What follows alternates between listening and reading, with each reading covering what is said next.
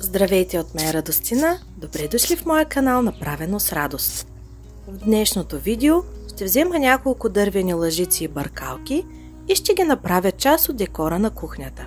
За целта първо ще ги запечатам с безцветен спрей, за да не избие някакво петно върху боята ми. Тази лъжица има много интересна форма с заострен край. Може би за по-добро разбъркване, не знам. Ако вие знаете, моля споделете в коментарите. Има и много отчетлив ръб, който внимателно ще очертая с четката. Отделям повече време на тази стъпка, за да бъде хубава линията.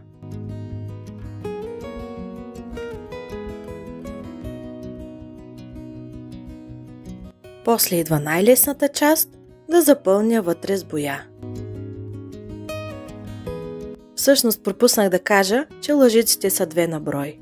Ето ги как изглеждат с един слой бяла боя. Вторият слой боя нанасям по-бързо и смело. Не чак толкова това са забързани кадри, но все пак по-уверено. Просто внимавам да не излизам от ръба.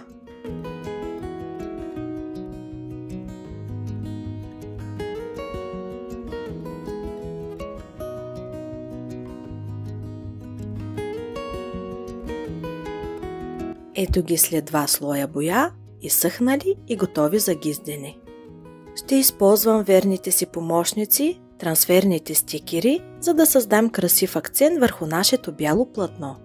Многократно съм показвала в моя канал как ги поставям, но за тези, които са за пръв път с мен, ще кажа, че това са изображения между две защитни повърхности. Първо отлепям гърба, поставям изображението където искам да бъде и прилепям. Търкам енергично с приложеното приспособление или с клечка от сладолед, кредитна карта и въобще каквото имам под ръка. Когато се уверя, че картинката се е прехвърлила на повърхността на обекта, махам горното защитно фолио. Потърквам изображението, за да се уверя, че е прилепнало добре.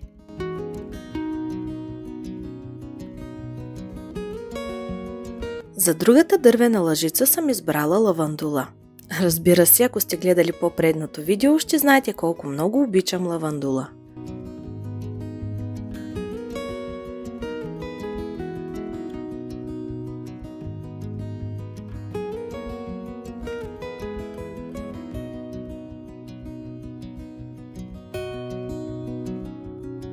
Ето ги как изглеждат накрая двете красавици.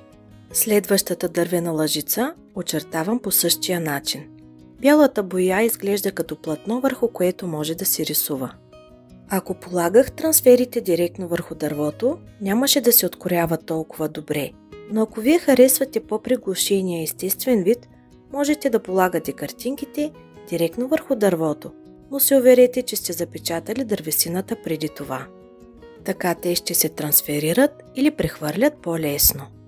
За повече стабилност на движенията, може да подпрете котрето си върху повърхността.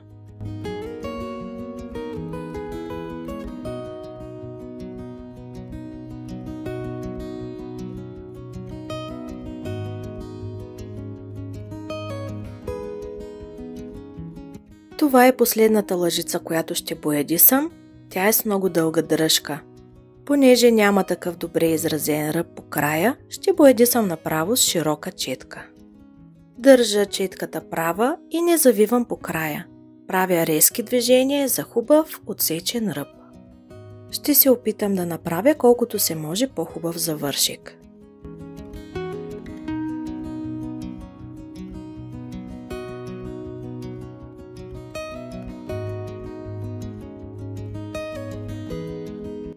Помагам се с по-малка четка. Следва бърз втори слой боя за двете лъжици, след което ги оставям хубаво да изсъхнат.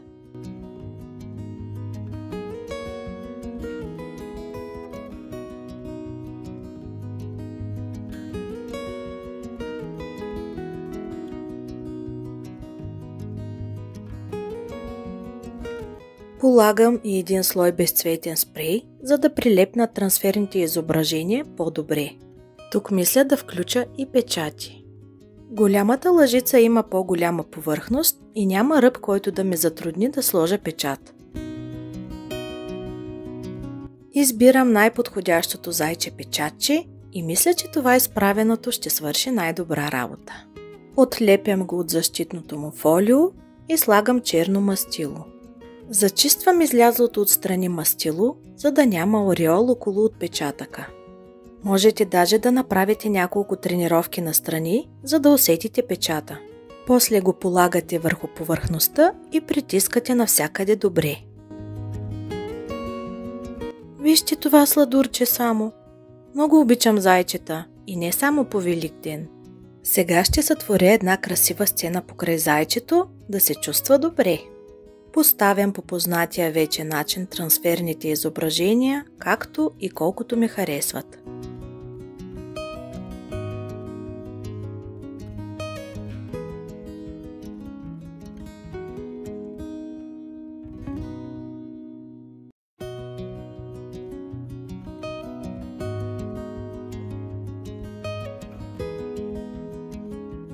Ще сложа за последно още едно цвете, да не е празно отдясно.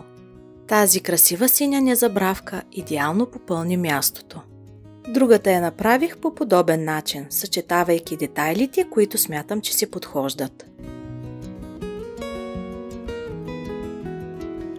Ето го и крайният резултат. Харесва ли ви? А ето как стилизирах и аранжирах моите красиви дървени лъжици. Сега вече са част от интериора и декора на моя дом.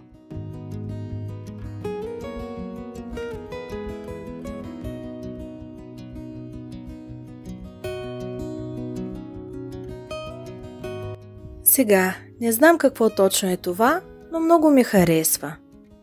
Дървено прасенце на дръжка. Ще го потъмня с моята смес от байт за дърво и вода, за да му придам повече дълбочина. Според мен е или бъркалка, или за забиване в пръста на съндъче с билки и върху него да се пише каква е билката. Само това можах да измисля. Ако вие знаете за какво точно служи, кажете ми, моля. Сега е много тъмно, защото е мокро, но после като изсъхне ще поизсветлее.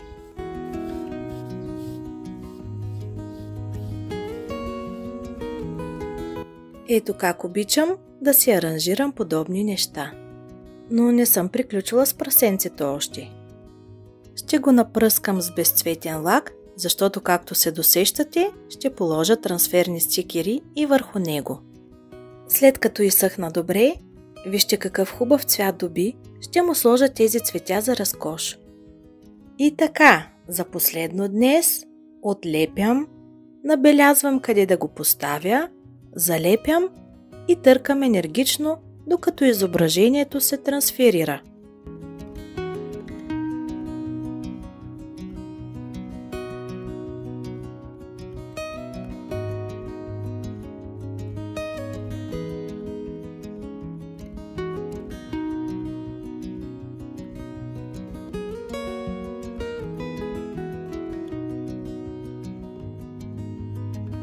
Докато търкам с дясната ръка, с лявата полека отлепям горното защитно фолио.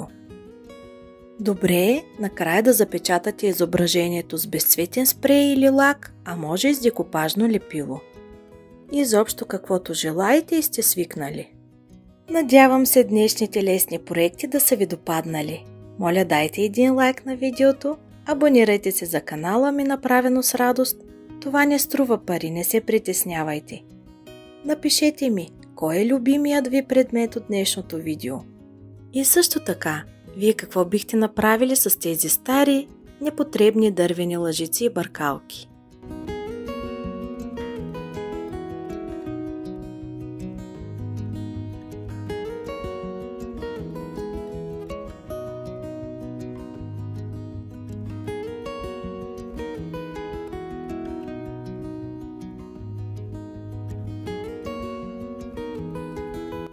Аз и моят приятел Гривякът, който цял ден се щура из тази суха градина, сме ви много благодарни, че останахте до края. Пожелаваме ви приятна неделя и успешна седмица. Чао от мен, Радостина, а този път и от мой приятел.